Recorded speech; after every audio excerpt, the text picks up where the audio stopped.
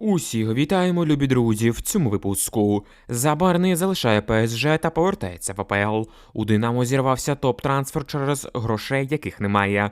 Лідер збірної України не зіграє на чемпіонаті світу з футболу. Шахтар автоматично потрапляє у плей-офф Ліги Чемпіонів. Розповідаємо усі подробиці. Любі друзі, підтримайте україномовний YouTube вашим лайком цьому відео та поїхали дивитися новий випуск разом. Слот-Сіті любить, коли ти щасливий аж до небес. Слот-Сіті любить тебе з депозитом і без. Слот-Сіті любить тебе щиро. Вітаємо з днем. Слот-Сіті – столиця твоїх розваг.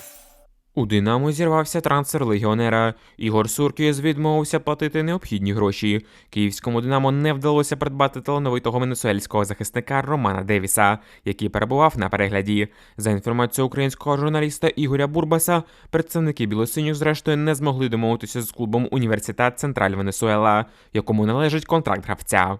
Повідомляється, що білосині хотіли взяти футболіста в оренду на рік, у той час як латиноамериканці були налаштовані лише на повноцінний трансфер. Роман Девіс більше тижня перебував на перегляді в нецькій команді киян. У 3 спарингах з Динамо він забив 2 голи та віддав 3 асисти. Футболіст повинен був стати заміною Караваєву та Тимчику в майбутньому на правому фланзі оборони. Але Динамо вирішило знову не переплачувати та зробити ставку на власних вихованців, незважаючи на потужну статистику молодого латиноамериканця. Цікаво, що враховуючи вік футболіста та його клуб, можна припустити, що венесуельці вимагали у Динамо за гравця не більше, ніж 1 мільйон євро. Але Динамо чомусь не має таких грошей. Хоча ще донедавна кияни розкидувалися 2 мільйонами за такого футболіста, як Бенуце, який виявився непотрібним клубу. Черговий потужний хід від менеджменту киян. Лідер збірної України ризикує пропустити чемпіонат світу з футболу. Ще один ключовий гравець збірної України Олександр Зінченко майже напевне пропустить березневі стикові матчі за право виходу на чемпіонат світу, повідомляє видання «То таке». Захисник Аякса отримав серйозне пошкодження лівої ноги у своєму першому офіційному матчі в основі за клуб. Медики оцінюють травму так, що в найкращому сценарію футболіст отримав розрив бокової зв'язки та пропустить мінімум від 6 тижнів до 3 місяців. В найгіршому ж сценарії у Зінченко розрив хрестоподібних зв'язок, що потребує від 8 до 12 місяців реабілітації. Таким чином, Зінченко, скоріш за все, не зіграє не тільки в плей-офф, але ще й в Америці на чемпіонаті світу, якщо Україна туди вийде. Остаточні висновки стануть відомі після результатів МРТ. І насправді це дуже погана новина для українського футболу. На шведів ми маємо вже мінус 4 гравці основи. Це Маліновський, Конопля через дискваліфікацію та Довбик і Зінченко через травми. З ким грати проти шведів – велике питання. Так, для основи поки гравців вистачає. В центрі є Судаков та Ярмолюк. Але хто буде їх змінювати при потребі? Ніякий Шапаренко та лавочники Шахтаря Бондаренко і Очередько. Без Зіни та Маліни нам буде дуже важко. І тепер шанси на вихід на чемпіонат світу для збірної України тають прямо на очах. На жаль, наші футболісти виявилися занадто хрустальними для гри на високому рівні. Друзі, а перед продовженням поставте, будь ласка, лайк цьому відео. Дякуємо вам за перегляд. Ілля Забарний може залишити ПСЖ вже в найближче трансферне вікно. Лондонський Тоттенгем стежить за захисником ПСЖ Іллею Забарним перед можливим трансфером влітку. Так, за інформацією французької преси, український захисник не зумів повністю закріпитися в ПСЖ. Та тепер і може залишити клуб вже влітку. Шпори зберігають інтерес до 23-річного оборонця. Лондонці намагалися підписати його ще минулого літа, однак тоді Забарний обрав паризький клуб. Також за ситуацією відстежує Ньюкасл. Раніше повідомлялося, що у Франції активно обговорюють не надто вдалу гру в останніх матчах у складі ПСЖ захисника збірної України Іллі Забарного. Французька преса вважає Забарного провальним трансфером для клубу, який не приніс необхідного балансу в центр захисту команди. Однією з причин провалу Забарного відмічають погану адаптацію українця у Франції, а також тиск преси стосовно конфлікту з Сафоновим. Враховуючи ці обставини, було б цілком логічно, якби Забарний змінив клуб вже влітку та повернувся в АПЛ, лігу, де він має значний досвід та можливості для подальшого розвитку.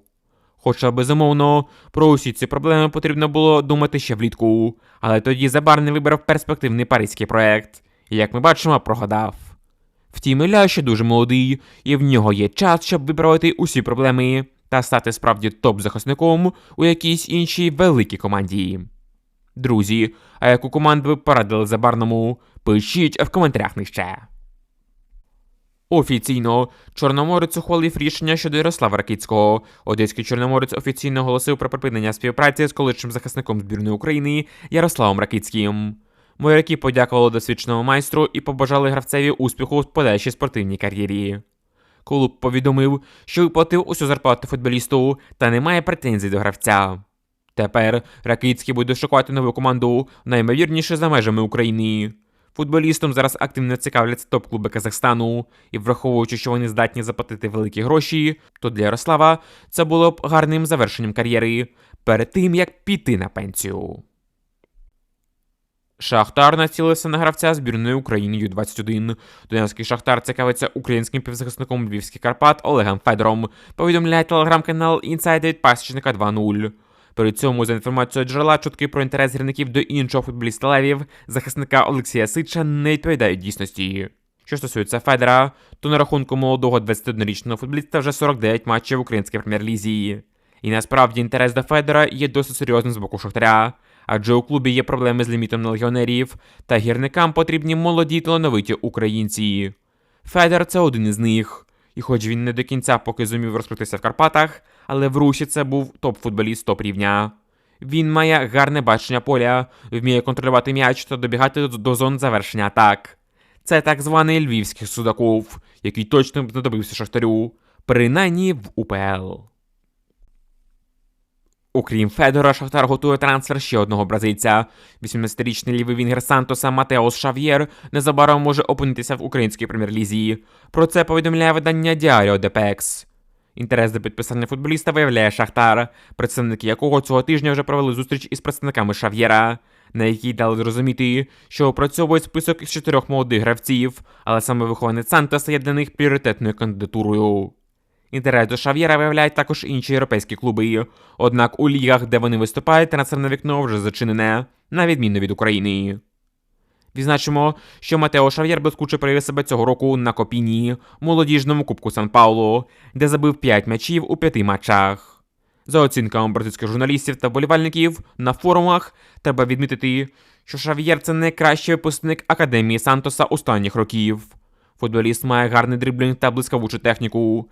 Чимось нагадує іншого екс-бразильця клубу Кевіна, якого продали в АПЛ.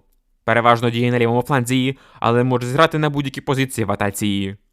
Втім, Шахтар його, напевне, беруть якраз на лівий фланг, як заміну Кевіну, адже Невертон та Гіналдо не вражають на цій позиції.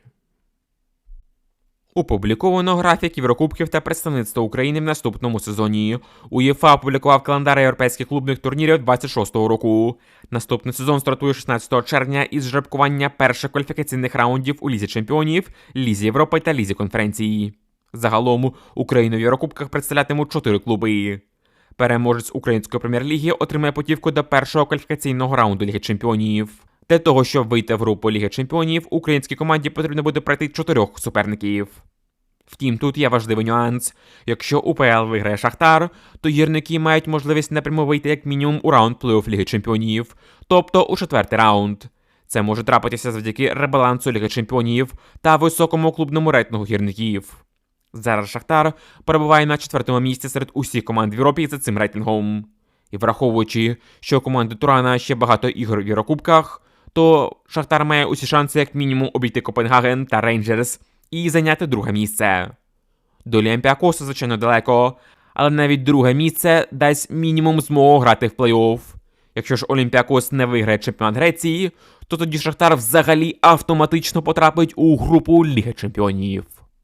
Що стосується Ліги Європи, то Україна буде там представляти один клуб у першому раунді кваліфікації. Таке право отримає або володар Кубка, або срібний призер УПЛ.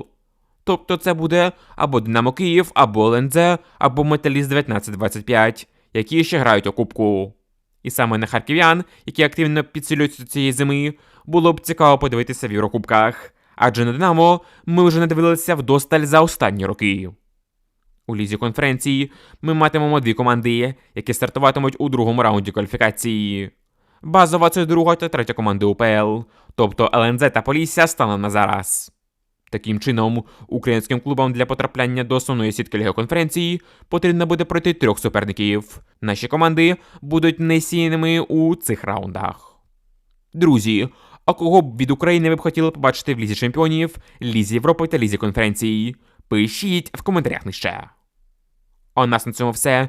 Дякуємо вам за ефір, поставте, будь ласка, лайк цьому відео та підпишіться на канал. До нових зустрічей. Бережіть себе та Україну.